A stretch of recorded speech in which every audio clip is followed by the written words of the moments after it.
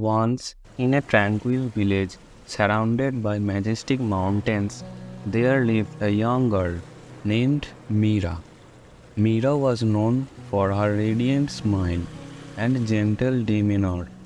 Despite facing many challenges, she always managed to remain positive and hopeful. Mira lived with her grandmother, who was her rock and source of strength. Her parents had passed away when she was very young, and her grandmother had taken care of her ever since.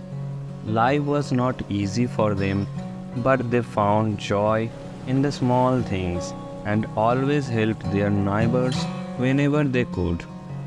One day, a severe drought struck the village.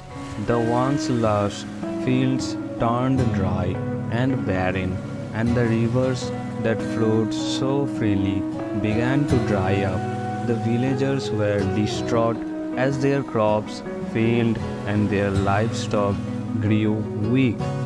They prayed for rain, but the skies remained clear and unforgiving.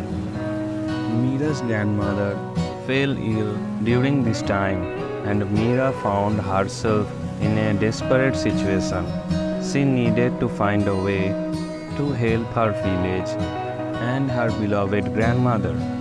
With determination in her heart, she decided to journey to the ancient mountain that loomed over their village. There were legends of a hidden spring at the peak that had magical healing properties.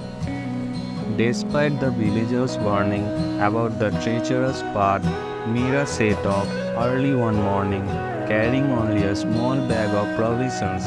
The climb was steep and arduous, but Mira pressed on, driven by her love for her grandmother and her village. Along the way, she encountered many obstacles, slippery slopes, sharp rocks, and narrow ledges. She felt fear and doubt creeping in, but she pushed those thoughts aside and focused on her goal. After several days of relentless climbing, Mira finally reached the summit.